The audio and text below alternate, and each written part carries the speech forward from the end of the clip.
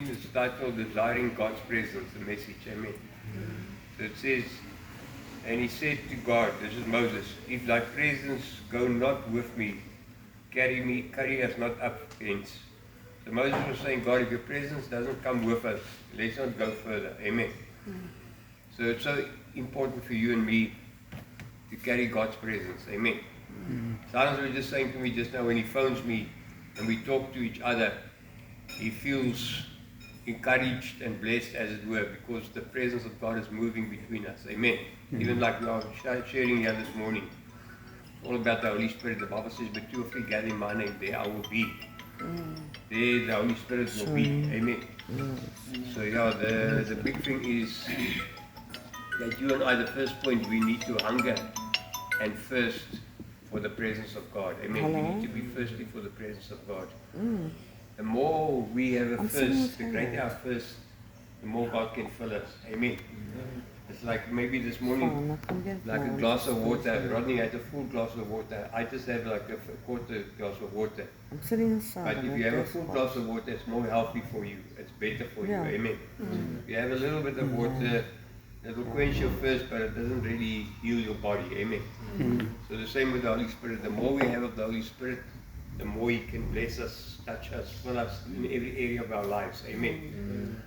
So they say about the Russian people, they say that Russians have got thirsty souls. Amen. What does it mean to have a thirsty soul? It means there's like something in you that is not content with mediocre.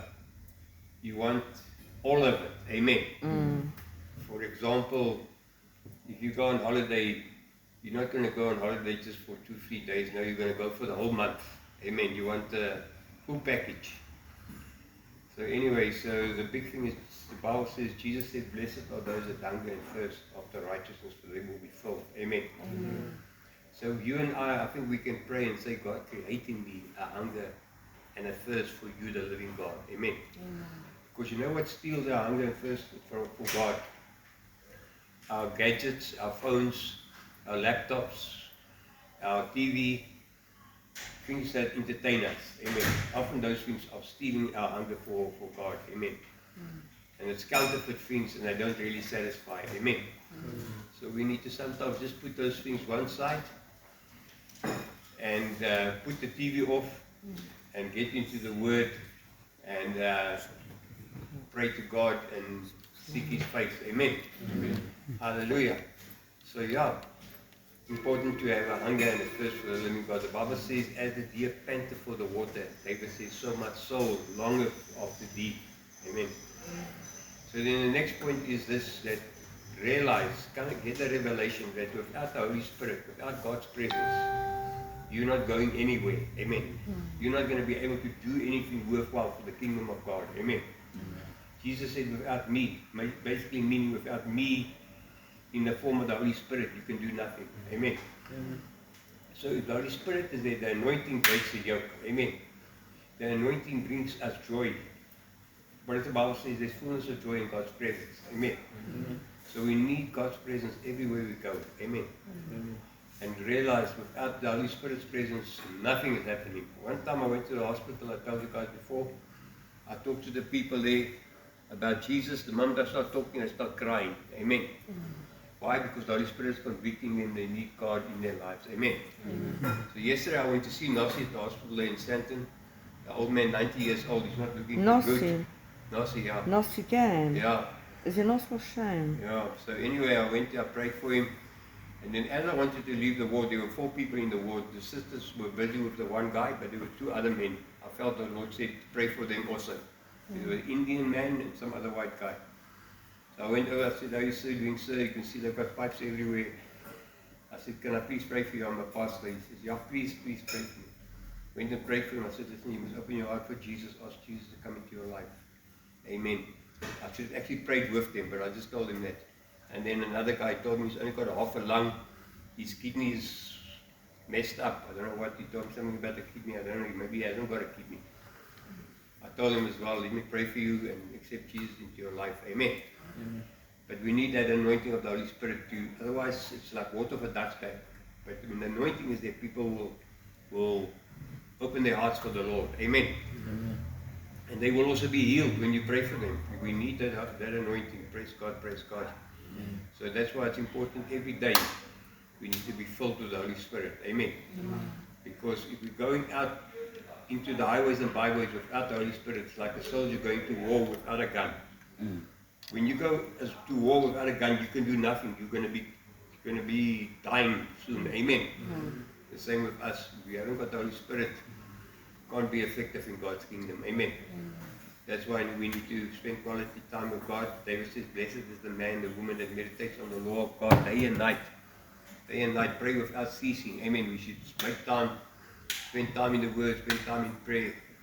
Because this thing is like you said earlier on, Janet, it takes time. And then suddenly, the build-up of many, many years of just being faithful, spending time with God, suddenly you have a breakthrough. Amen. And then people think, hey, you're an overnight success. No. For 40 years, I've been praying every morning, every evening, every day, in the Word, seeking the Lord, having fellowship. Amen. Praise God, praise God. You know, it's like Mandela when he went to prison.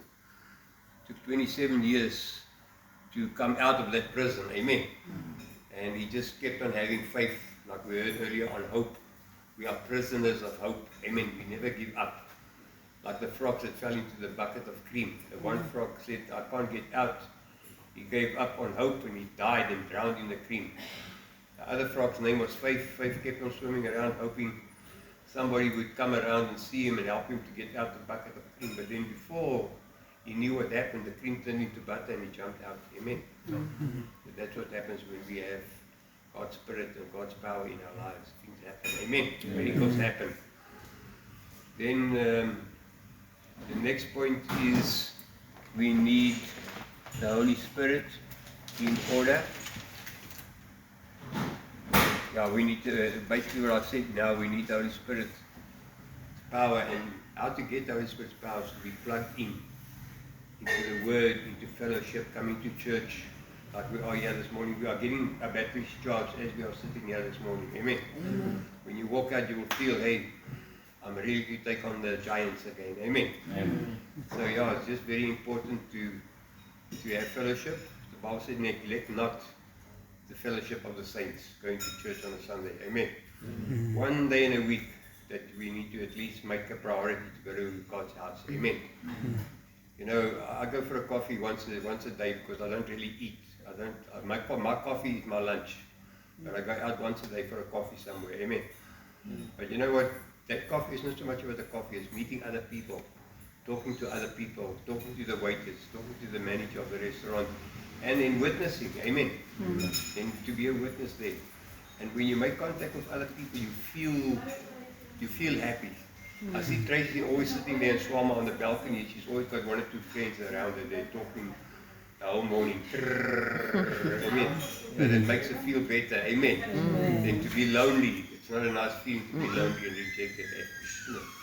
So praise God. And then the final point that the message has is that,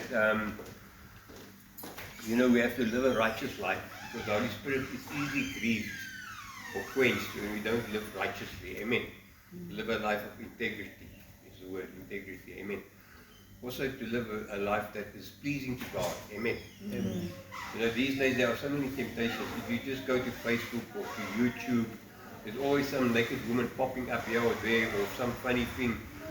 People send you things even on your WhatsApp, even though they know you're a pastor, they still send you some funny videos. Like, you know, honestly, are they brain dead? I'm saying, get behind me, Satan, amen. Even this morning, some guy sent me some gay thing. I thought, you know what, I don't even answer because it's sick. Yes, yeah, but anyway, Sick in the head. Sick in the head. Yeah. But we need to just say, Lord, help me to guard my eyes, my ears, and even like we heard this morning, our mouths. Amen. Amen. Speak right, see right, hear right. Amen. Amen. The Bible says in closing, it says, guard your heart above all things, because out of it is the issues of life. Amen.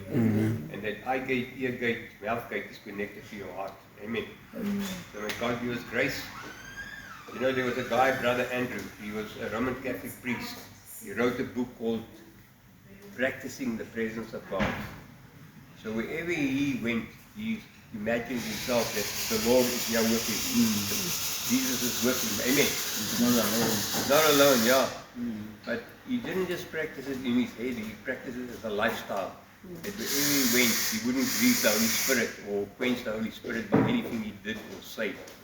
And that man apparently was so full of God's Spirit and power. And we can do the same. Amen.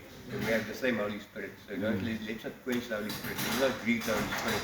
Let's, in fact, the Bible says, fan into flame the gift of the Holy Spirit. Amen. So I want to encourage you guys over Christmas time. Christmas is around the corner. Where are we now? Oh no, it's November, eh? November, yeah. But not too far away, nevertheless. It's Christmas season, it's around the corner. Yeah, almost there, yeah. Yeah.